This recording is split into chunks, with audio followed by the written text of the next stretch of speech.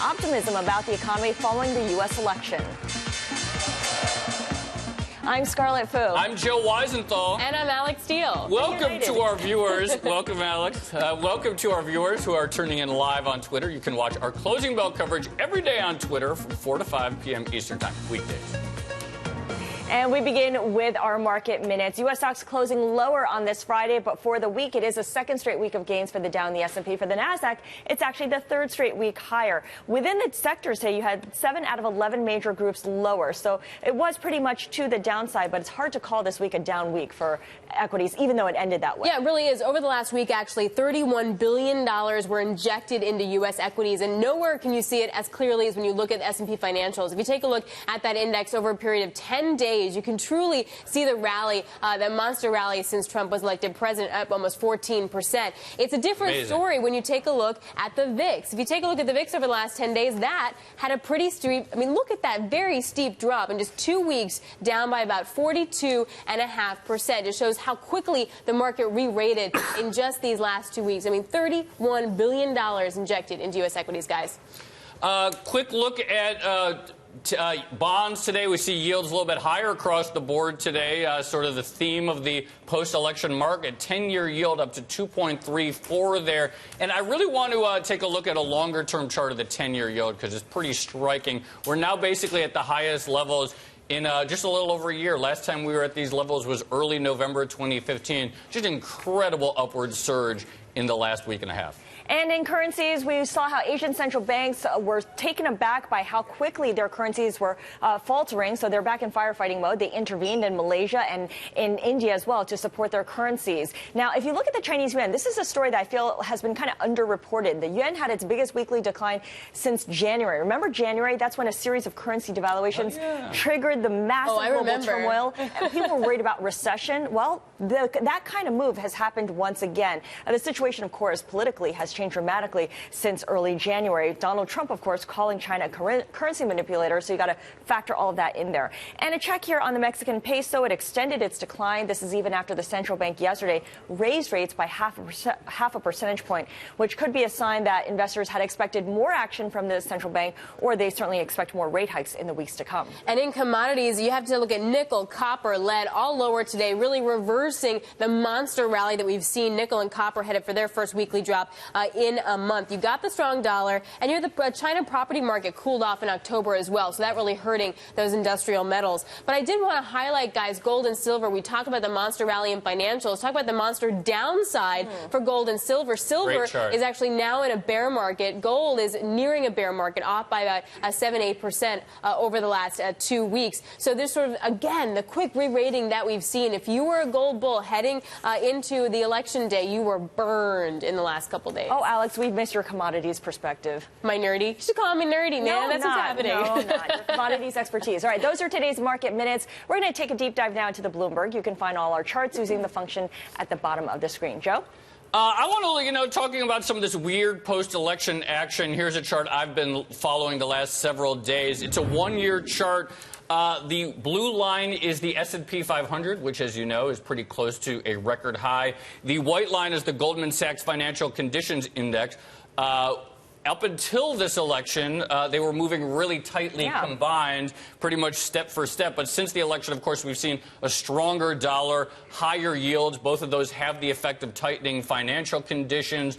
But there's a clear breakaway here where the stock market is rising despite those things. It's a pretty, you could zoom in here and really see this sort of sharp divergence since the election, something to keep an eye on. And does it last? That's the question we can kind of put to any asset class. Well, I'm looking at the 10-year bond premium, a term premium for the 10-year yield. You can see here that a red line is the 20-year average coming in about 1.2%, and the white line, of course, is the term premium. You can see the huge jump. We're basically flirting with positive territory after being negative for so long. And the question is, how much more do you run? If you go to that 20-year average, you can make the argument there's a lot more room to run. However, the higher term premium is also growing more than the expected path of short-term rates. So is that eventually going to be a concern? Michael Froley over at J.P. Morgan pointing that out. Is this actually reflecting uncertainty as to what Fed policy is going to be, what they're going to do with inflation, what they're going to do with their current balance sheet? So it's not necessarily a good thing. This could could be reflecting some kind of Fed fear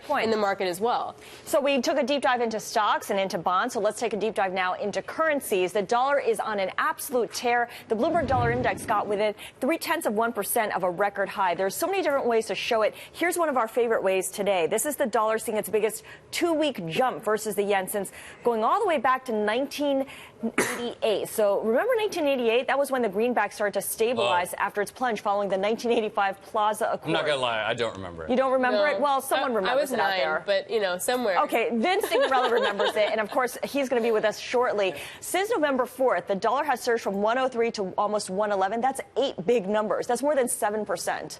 Crazy move. All right, let's talk more about these incredible moves, including the dollar. I want to bring in Bloomberg's Matt Boesler and Bloomberg's Vince Signorella, who covers FX for Bloomberg First Word. Vince, let's start with you. Obviously, the dollar, incredible story. I remember. I was trading back then. I remember very well. Big moves like this. What do they get reversed? Can they keep going? What's the history? I think we'll see a little bit of consolidation. You do get moves like this. Things do tend to sit around for a little bit, especially going into a long weekend. But this is the beginning. It could be the beginning of a base for a major dollar surge. The central banks getting out of the business, fiscal policy getting into the business. There's about $10 billion of negative rate paper out there. When all of that goes for the door at the same time, it's going to get awful ugly, and it's going to take the dollar higher with it. Matt, I want to bring you in. You know, obviously we've been talking about rates nonstop the last week, the big surge in the long end yields.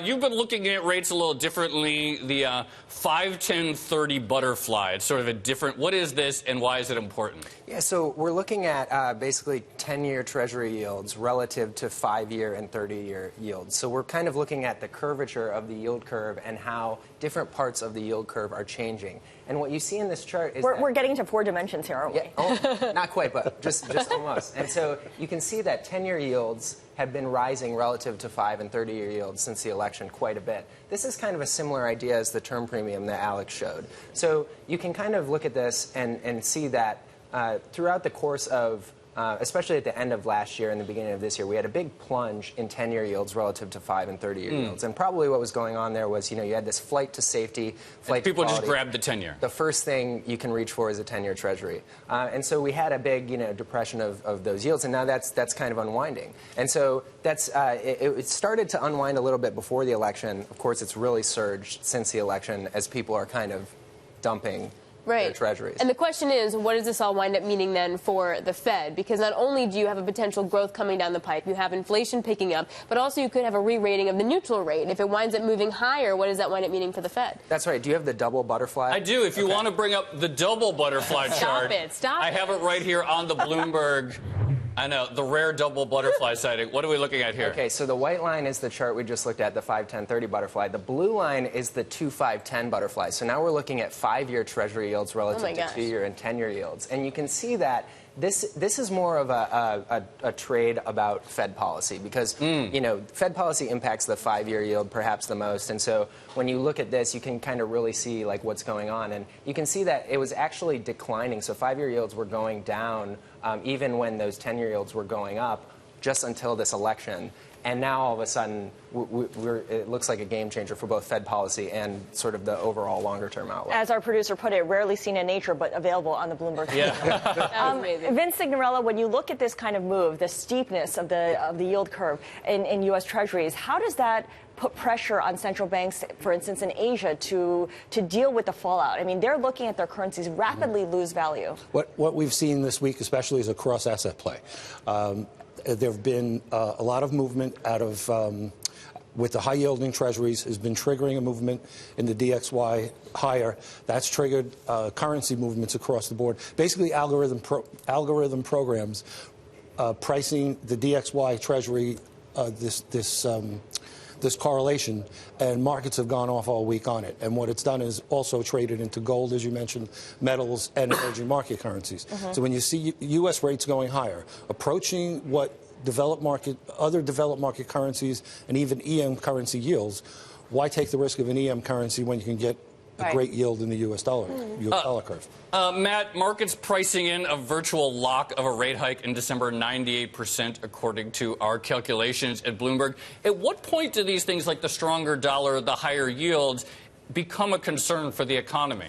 That's got to be the biggest question right now. And I'd like to point out the chart you showed earlier with the Goldman Sachs Financial Conditions Index versus stocks. Stocks are a very big component of so that really just shows how it makes the divergence even more extraordinary. Exactly. Since it's We've had insane moves in the dollar and interest rates over the last week. And yeah, you kind of have to start to wonder. We've already seen it start to hit housing. So mortgage applications were down a lot last week as yields rose. And so there is a real question, like, what is this going to do to the housing market? Given where we're at with construction, some of the issues in the U.S. economy, how is this going to play out? And we'll find out soon enough. And Vince, that was a conversation throughout the week, that once you had the dollar index hitting 100, it tended to back off, and it did have a reverberation effect through the Fed. What kind of effect then do you expect this time? Because we're through that level today. Well, I mean, on the Fed, I think this is a blessing for the Fed in a lot of ways. If the fiscal stimulus policies that are being talked about go through, the Fed can move away from negative rates, go back to normalization. Things will reach back to normal, and they might actually push people off the fence, both CapEx and residential housing, for instance, who've been sort of taking this nice and easy. Rates aren't going up. Why rush into things? And now all of a sudden there might be a sense of urgency that'll drive growth. All right, great conversation, great insights. Bloomberg's Matt Boesler and Vince Signorella, Bloomberg First Word, thank you very much for joining us. Thank you. All right, we have some breaking news. The New York Attorney General has reached a settlement in the Trump University case. It's a $25 million settlement here. Donald Trump is going to be paying, presumably, $25 million for violating education laws. So once again, the New York Attorney General reaches a $25 million settlement in Trump University case. He was supposed to be testifying, wasn't he, fairly soon on this? So I guess this removes that need. Priorities. He does have other priorities, which may be why we do have this settlement. In any case, that has been resolved, $25 million. Coming up, we look at how Donald Trump's election win is affecting Asian currencies. This is Bloomberg.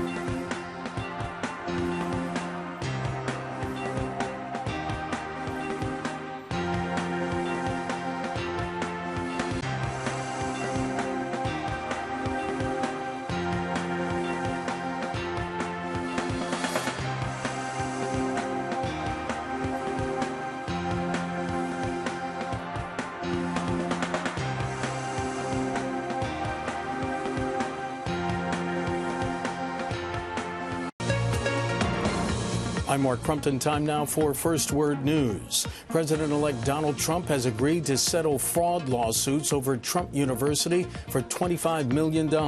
That's according to a report by Reuters, citing a source familiar with the situation. Claims brought by New York's Attorney General will reportedly only represent about $4 million of that amount.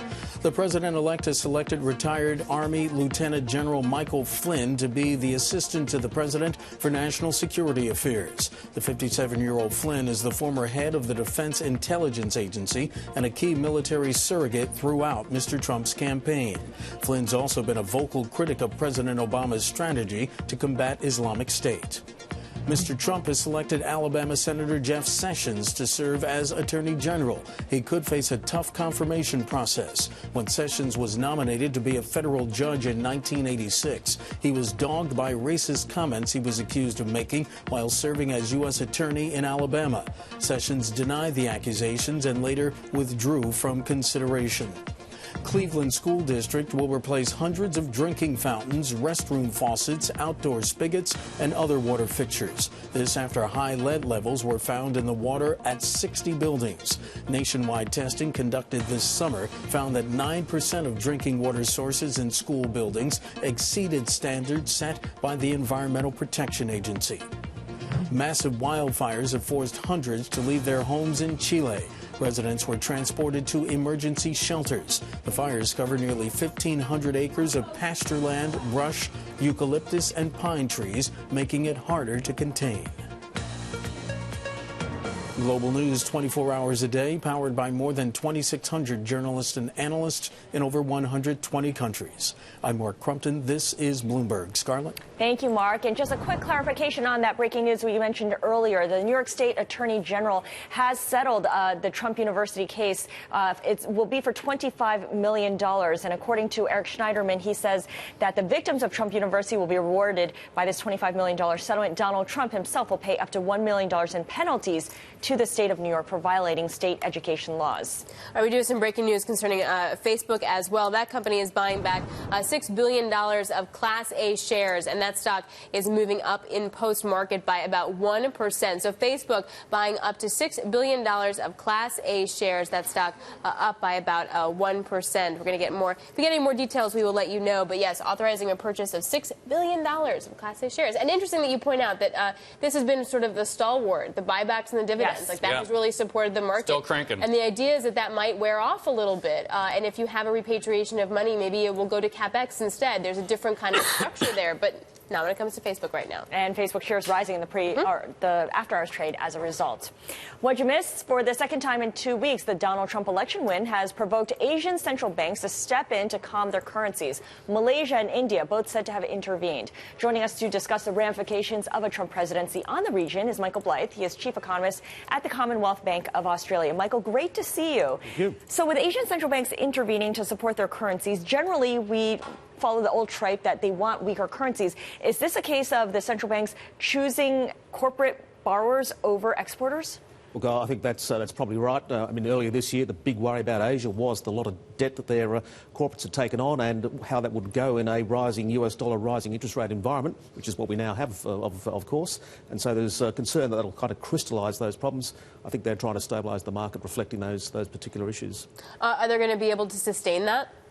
Well, they've got a lot of firepower they can bring into play, but I think a lot of it's really those short-term volatility. We have kind of taken a great leap into the unknown here, I suppose, and until we get some real clarity about just what sort of policy backdrop, economic backdrop we're looking at, then I think this will continue. Speaking of Asian currencies declining, the Chinese yuan continues to get weaker. Not a ton of attention to it. I mean, people are watching it, but it hasn't been a market mover the way it had been earlier in the year, perhaps because it's been smooth and people perceive that the government is under control. Where do you see this going? Look, I think that's right. We're kind of transitioning to a new system, if you like, the way the Chinese manage their currency. It's been pretty good so far. We think that will continue. It'll remain as kind of a background issue for markets. Plenty of other things to focus on right now. On the other part of the equation, though, if we do get some kind of trade war here in the U.S. with the new administration, that could really hurt emerging market growth. The fact that their FX is falling so much, it boosts inflation. It really limits the ability then of central banks to step in and help if growth is slowed. Do you feel like this is a potential risk next year? Look, for sure, we're going to see slower growth rates if we see that trade war eventuate. That, of course, a lot of people worry about. But we would expect to see policymakers in those countries take some action to prop up their domestic economies. If you're losing that export... But how do they do that when inflation's rising, their FX Well, I think the focus then goes on to the government side. Fiscal policy is where you'd expect to see the action come through against that sort of environment. So let's zero in on China, because if there is a trade war that erupts, it would be that country that's really in the crosshairs first. The PBOC, the People's Bank of China, has been cutting its daily reference rate for the yuan for the past 11 days. And of course, the situation here is different than it was at the start of the year, the last time we saw this long streak of yuan devaluations. Donald Trump currently calls China a currency manipulator. How much room does the PBOC really have here to play with? Well, I think they could actually move quite aggressively. I mean, they can cut their reserve requirement ratio quite a long way. They can cut interest rates a long way if they think their domestic economy really needs to kick things along again, to kind of replace whatever loss of export share comes through here. And certainly the central government, plenty of options there, very low debt levels in China that they could ramp up. They really need to drive fiscal expansion. You know, we've been talking a lot about the bond sell-off. One of the most dramatic places we've seen a bond sell-off is in Australia, where, 10-year yields earlier this summer close to 1.8, now above 2.7. We're trying to figure out here what higher rates mean in practice for the economy, not just for traders.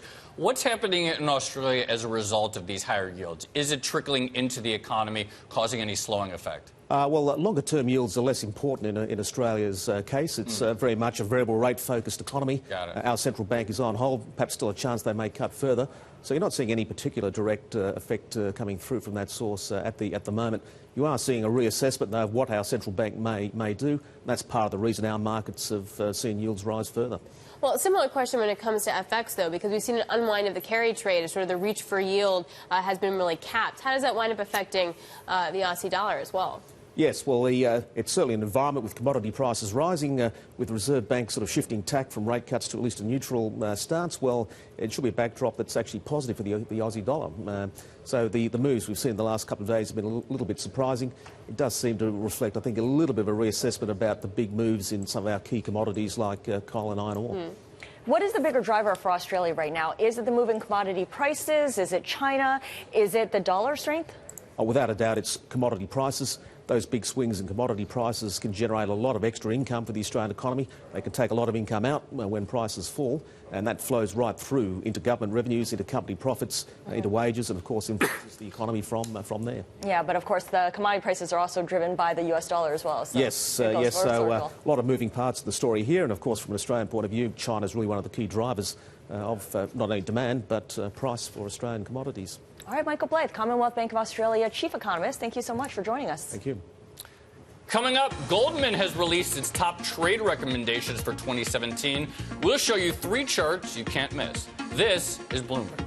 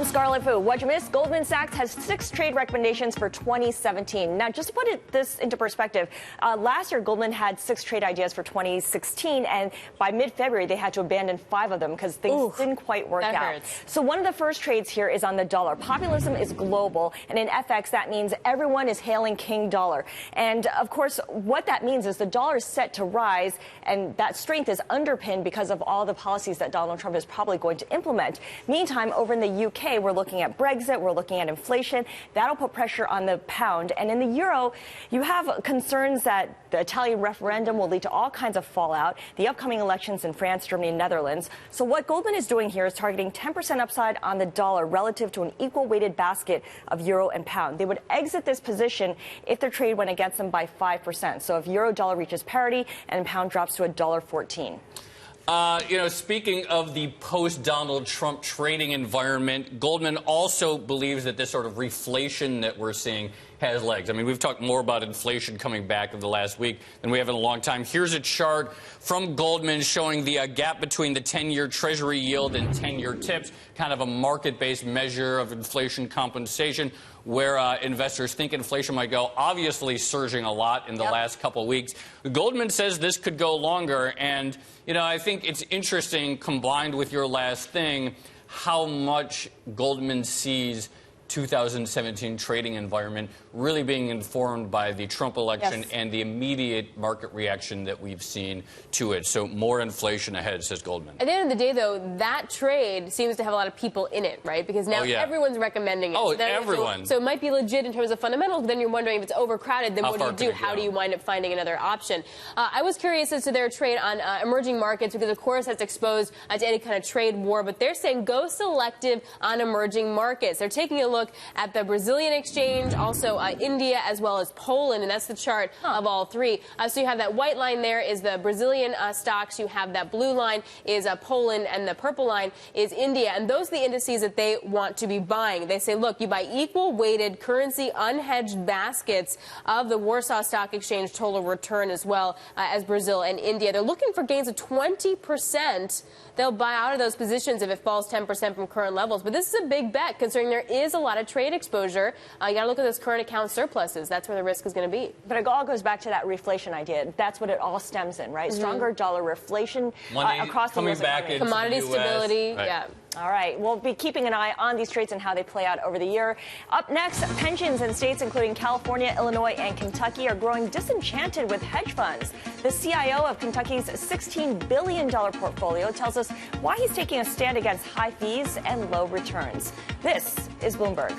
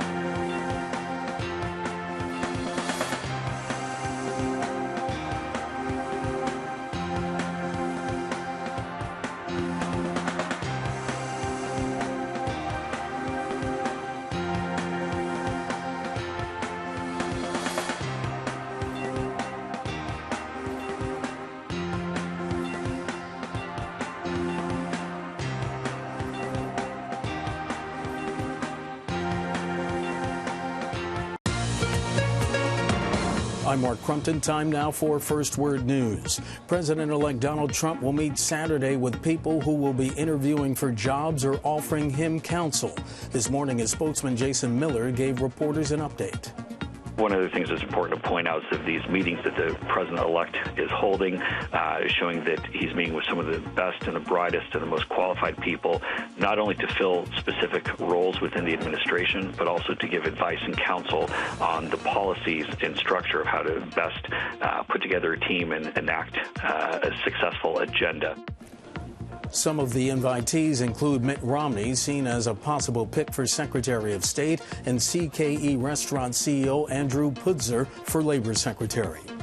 President Obama is blocking the sale of new drilling rights in the Arctic and the Atlantic between 2017 and 2022 under a 5-year plan for those auctions. Oil and gas companies had been seeking new offshore options. Alaska Republican Lisa Murkowski, chair of the Senate Energy and Natural Resources Committee, joined the rest of her state's congressional delegation in criticizing the move, calling it, quote, short-sighted. Turkey's state-run news agency says 76 academics have been detained at a university in Istanbul. It's part of the ongoing investigation into the movement allegedly responsible for that attempted coup in July. The government has arrested nearly 37,000 people, fired or suspended 100,000 more from government jobs. Officials from 21 nations have endorsed a report on the creation of a vast free trade area encompassing Pacific Rim nations, including China and the United States. The feasibility study into the so-called free trade area of the Asia-Pacific had been ordered at the summit in Beijing 2 years ago. Its findings haven't yet been made public, but will be presented to leaders of member nations Saturday. Global news 24 hours a day, powered by more than 2,600 journalists and analysts in over 120 countries. I'm Mark Crumpton. This is Bloomberg. Scarlet. Thanks so much, Mark. Let's get a recap of today's market action. Most U.S. stocks slipping after this post-election rally finally petered out a little bit, but it's probably more like it's taking a pause than really petering out since we did reach record highs earlier this week. Yeah, pretty modest sell-off. Of course, the dollar continues to strengthen. There's nothing stopping that. Well, indeed, and also taking a look at banks. Yes, they were a little light today, but S&P Bank Index is on pace for their biggest monthly gain since December of 2010. So that theme continuing over the last 2 weeks.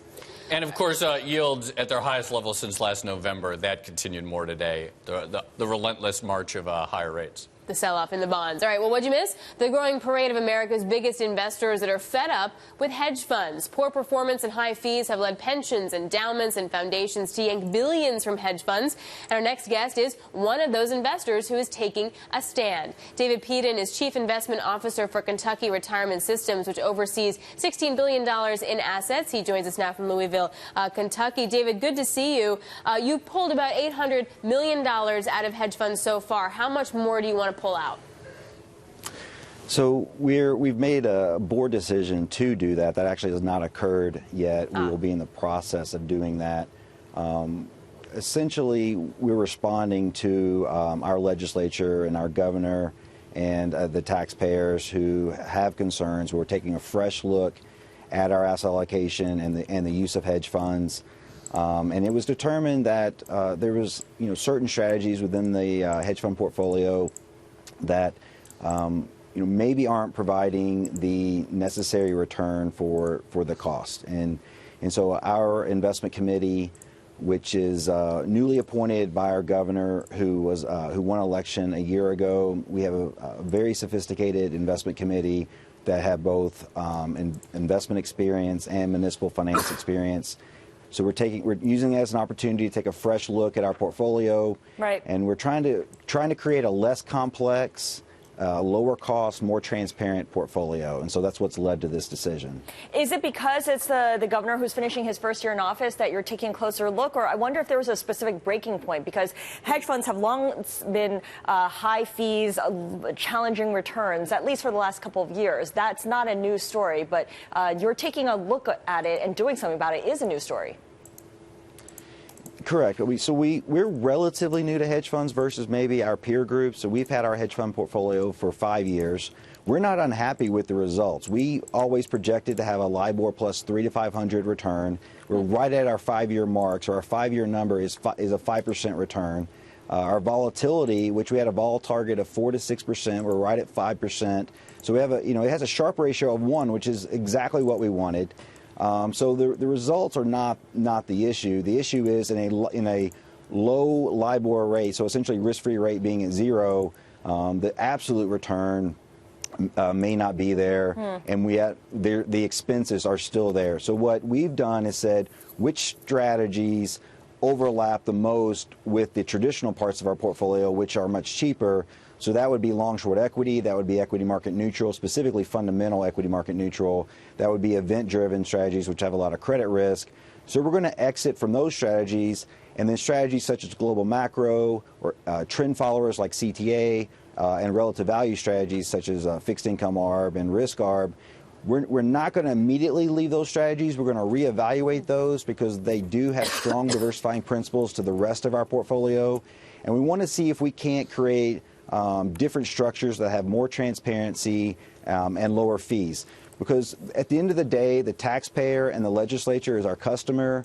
They're not entirely happy with the results, and so we need them to be happy with what we're doing because, unfortunately, in Kentucky, we're one of the worst funded pension plans in the country, and I need them to have total confidence in what we're doing as an investment staff, so they'll continue to do their hard work in budgeting the dollars necessary to keep the pension plan healthy. So I just want to clarify something you were talking about. It's not that hedge funds don't deliver the performance per se. It's about finding hedge fund strategies that add something to your portfolio, that diversify your portfolio in some way. Walk us through a little bit more about the framework you use to figure out which strategies make sense and which ones aren't worth paying for. Yeah, so just at the total fund level, we use mean variance optimization to develop an asset allocation. And hedge funds, if you use mean variance optimization, hedge funds are going to be a favorite of that because of their high risk return ratio. So I said a minute ago we had a Sharpe ratio of 1. So that's a very attractive ratio, and mean variance optimization is going to select hedge funds. So what we have to do in order to both balance our risk return components, so our investment goals, with the goals of having increased transparency and lower cost, that's led us to say, okay, long short equity has a higher beta, equity market neutral has a higher beta to the equity markets, event driven has a higher beta to the credit markets. Well, we already have a lot of equity beta in our traditional portfolio. We already have a lot of credit beta in our fixed income portfolio. There's no reason to pay for that. But there are other strategies, like I said earlier, global macro and fixed income ARB, that aren't represented in the traditional part of the portfolio, in the much cheaper part of the portfolio. So those may still have merit. It's just up to staff and our investment committee to reevaluate that and find a better way to do it. In general, if you're looking at the 2 and 20 fee structure, what do you think is a fair fee in this low-yielding environment? Well, I mean, I think, first of all, very few people are still paying 2 and 20. At least on aggregate basis, you're not paying 2 and 20. There's a handful of managers out there who still demand 2 and 20, but there's enough other choices that I think they're going to feel pressure. I don't know that there's an exact fee that's right. You have to evaluate the strategy. So smaller managers may still justify having a higher fee rate, but if you're managing $10 billion or $20 billion and you're still requiring your customers to pay 1.5% or 2% management fee, that seems a little high because you don't need that high a fee rate to cover your infrastructure. So in the Bloomberg.com story in which you were quoted, you also talk about how, sure, high fees, disappointing returns might be an issue here with pensions losing their favor or being less enamored of these pension funds being less enamored of these hedge funds. But another reason is the public's perception of hedge funds as being rich guys who buy yachts and spend times in their penthouses. Talk about the public's perception of these hedge fund managers and how that may have influenced your decision. Yeah, as I said earlier, the taxpayer, the retirees, the legislature, the governor's office, those are my clients. And they have concerns around those issues and around how much hedge funds cost. And it's been, we've tried to educate the broader public on a lot of what I just said in terms of its contribution to the volatility and the risk profile of the fund. But it's been a difficult battle, and I can't ignore the concerns that are being communicated to me. So we're trying to strike this balance between the public's concern with those, hedge fund managers in general. It's unfortunate, the word hedge fund, has a negative connotation. As investors, I don't feel that way, but the broader public obviously does. And so I have to respond to that and find a balance between doing what's best for the investment portfolio from a risk-return standpoint and accommodating the concerns of the taxpayers and the legislature and the retirees. All right, well said. David Peden, Chief Investment Officer for Kentucky Retirement Systems. Thank you so much for joining us. Thank you. Coming up, Donald Trump is stacking his cabinet. We'll take a look at who he's picked so far and some of the unexpected people he's scheduled to meet with this weekend. This is Bloomberg.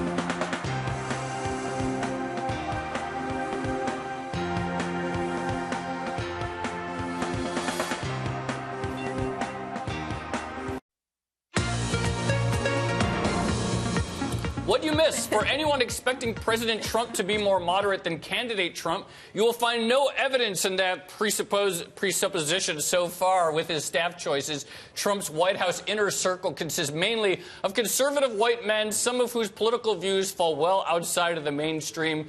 Joining us now from D.C. is Alex Wayne, White House editor for Bloomberg News. Alex, we got the first real batch of names today. Mike Pompeo at CIA, Jeff Sessions. Tell us what we know about the people so far. Right. Jeff Sessions, very conservative Republican senator from Alabama, is going to be the Attorney General if he can be confirmed by the Senate. Michael Flynn, Lieutenant General, who is by Trump's side through much of his campaign, will be his national security advisor. And as you mentioned, Mike Pompeo, a Republican congressman who wrote a scathing, dissenting report on the Benghazi investigation, will be the CIA director. So if you were one of Trump's supporters and you're looking at the list so far of people he's rolled out, are you happy? Are you sad? Are you nervous? Yeah, I think you're pretty happy with these guys. They're not strangers to the Trump orbit, so it shouldn't be any surprise to his supporters. Jeff Sessions was one of the first elected, first politicians, probably the highest ranking politician to first endorse Trump for president. He was reportedly given his pick of cabinet positions, essentially. He's been rumored for defense and also for Attorney General before this announcement. Notably, he had trouble back in the 80s. He was nominated for a federal judgeship under Ronald Reagan, and the Senate, the Republican Senate, declined to confirm him because of some statements he had made that were considered racist. So we'll see if he encounters any trouble this time around. He's been in the Senate now since 1996, so he's well known there. Senators tend to have a bias toward confirming their own when these sorts of situations arise. He may well just be ushered right into the Justice Department. Okay, and in terms of this weekend, Donald Trump will be meeting with 8 people on Saturday, including Mitt Romney, the former presidential candidate who actually recommended that people not vote for Donald Trump during the campaign, as well as Michelle Reed, the former D.C. public school chancellor, a noted Democrat. What I want to focus on here is Mitt Romney, because he's been floated as a possible Secretary of State. Earlier on, we had names like Rudy Giuliani as well for Secretary of State, along with John Bolton, the former ambassador to the UN. These are very different candidates. What is a President Trump looking for in his Secretary of State? Good question. It is. It's a little hard to tell. Rudy Giuliani may have run into some trouble because of his business connections. He's a lobbyist, and he's represented clients including some kind of desultory governments from around the world, I believe, including the government of Yemen. So it was anticipated he might have some trouble with confirmation. John Bolton he was a strong advocate of the Iraq War, which kind of puts him opposite Donald Trump in that regard. Definitely puts him opposite a lot of the current Senate. I think he too might have had some confirmation problems. Mitt Romney, I think, would be a shoo-in for Secretary of State. My offer from yesterday stands. I'll pay each of you $1 if it happens. I just don't see it.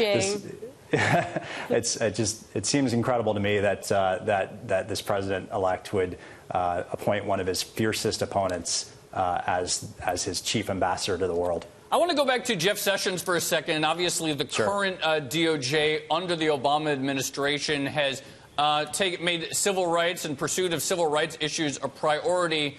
Now we're looking at the prospect of a attorney general who couldn't get confirmed, as you mentioned, as a judge in the 80s over comments that the Republican then Senate found too racist. What do you think a Department of Justice under Jeff Sessions would pursue? What would be the big priorities under him? I think it'll be really an anti-terror agency. As it was under George W. Bush, primarily, the Civil Rights Division at the Justice Department didn't have a whole lot to do under George W. Bush. I think they will find themselves with a lot of time in their hands under President Donald Trump, and the focus will return to terrorism.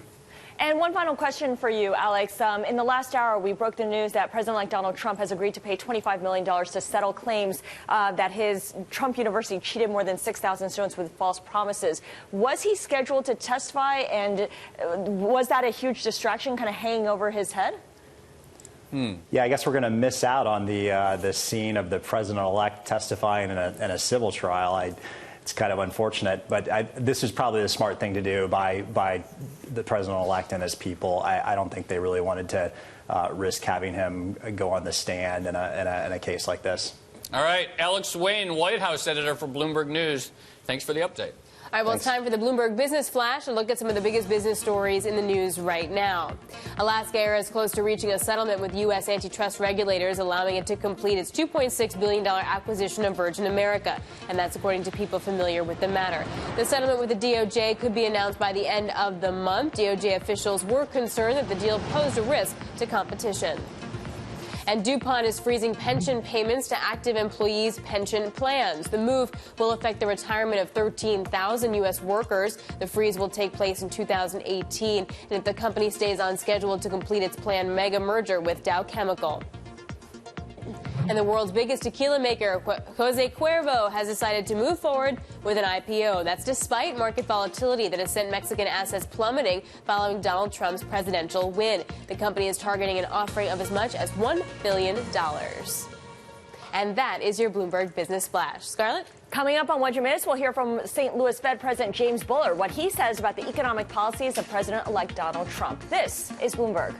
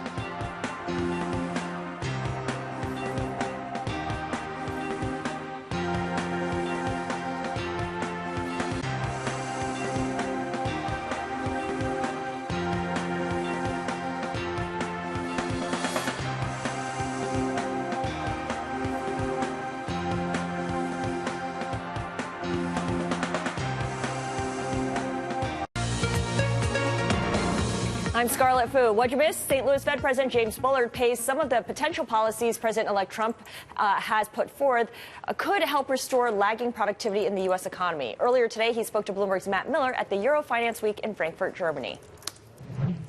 A rollback of some regulation to the extent you think that some of the regulation might have been overdone. I think the Republicans are betting that they can roll that back and increase U.S. productivity. That might feed into growth. I think the infrastructure program done properly could provide some public infrastructure which could improve U.S. productivity and drive medium-term growth. Some kind of tax reform that would repatriate profits from overseas, that could increase U.S. investment and increase U.S. growth. So there's some potential here. Of course, we got a long way to go to actually see if any of that gets implemented. And then on these issues that were maybe more concerning during the campaign, which are immigration and trade, to me, anyway, as a macroeconomist, those are longer-run issues. They do affect the macroeconomy, but it takes a long time to unfold. If you're going to redo trade arrangements, you have to negotiate over a long period of time with other countries. And so I would see that as a 5 to 10 year kind of horizon, which is kind of outside the box for day-to-day monetary policy and immigration as well.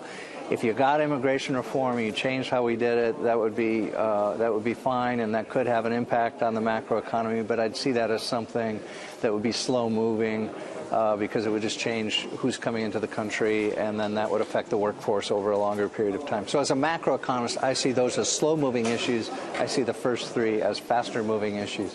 So in the near term, a tax cut or tax reform, a boost in spending, maybe $1 trillion on infrastructure, you think that would add to growth, add to inflation? We've obviously seen inflation expectations take off. Yes.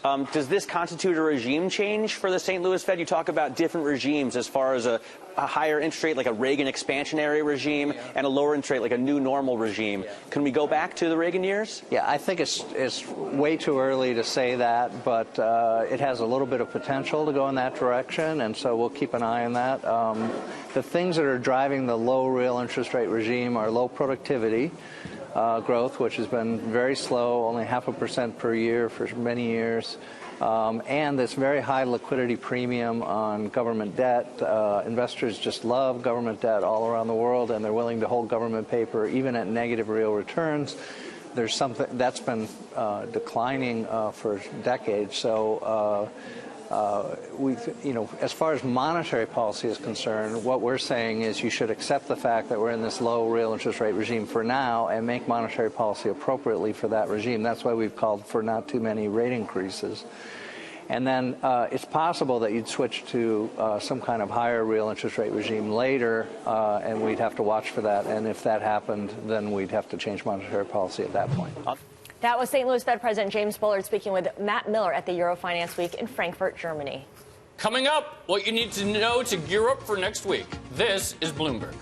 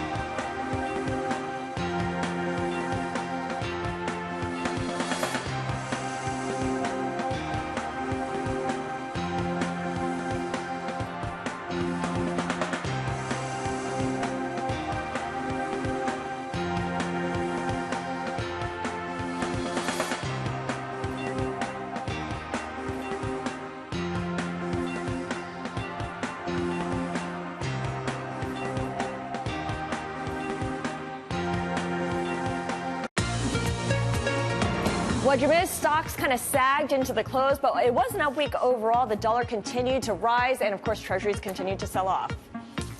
Yes. And banks also continued to rally, even though they were a little bit soft into the close as well. And you did see a lot of volatility in commodities. We're just looking ahead to next week because we're so excited. This weekend, the French will go to the polls. It's the first round of the nation's Republican Party primary. And if Alain Juppé wins over Sarkozy, it seems perhaps Marine Le Pen may not have such a great chance of doing well. And you know I'm watching oil, right? So on November 28th, you get OPEC's another meeting happening in Vienna. They're going to discuss the implementation of an Algiers oil deal supply. The Russian oil minister is saying consensus is building. They'd actually freeze for 6 months. That was the news today. And I'll be looking at Fed minutes from the November meeting on Wednesday. As we mentioned earlier, markets see December as a lock, 98% chance, but we'll see if we get any more clues on that. All right, that's all for What You Missed, everyone. Thanks for watching. They'll see you back here Monday. I'll be on the early show, but guys, we're going to miss you. It was great to have you back. Have a great evening. This is Bloomberg.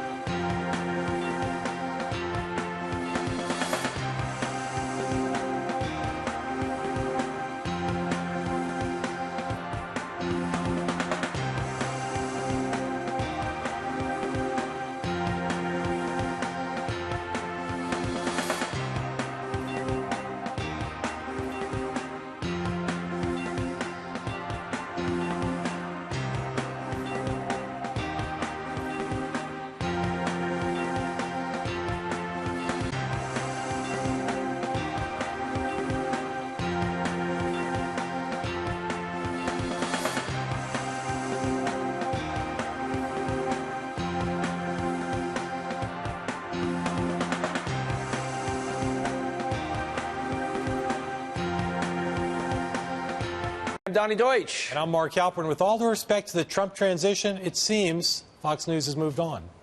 It's big news in San Francisco Bay Area. Mystery foam undulating and on the move. See? We're worth something.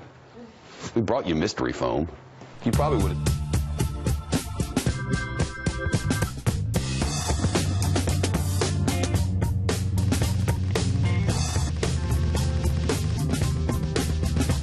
Ask all our guests tonight about the mystery foam. Friday is, once again, News Day, my friends.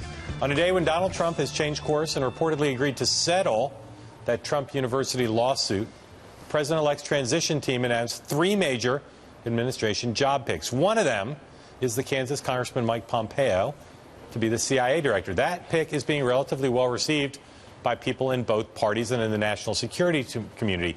The 2 other picks, though, are creating more controversy this morning. Trump tapped Alabama Senator Jeff Sessions for the job of U.S. Attorney General and retired Lieutenant General Michael Flynn for White House National Security Advisor. The first requires Senate confirmation. The second does not. Both men have records of accomplishment, and both were among Trump's earliest and most devoted supporters. This is in some ways a reward for that loyalty. But they are also both under fire for past statements considered racially and religiously charged, a problem that has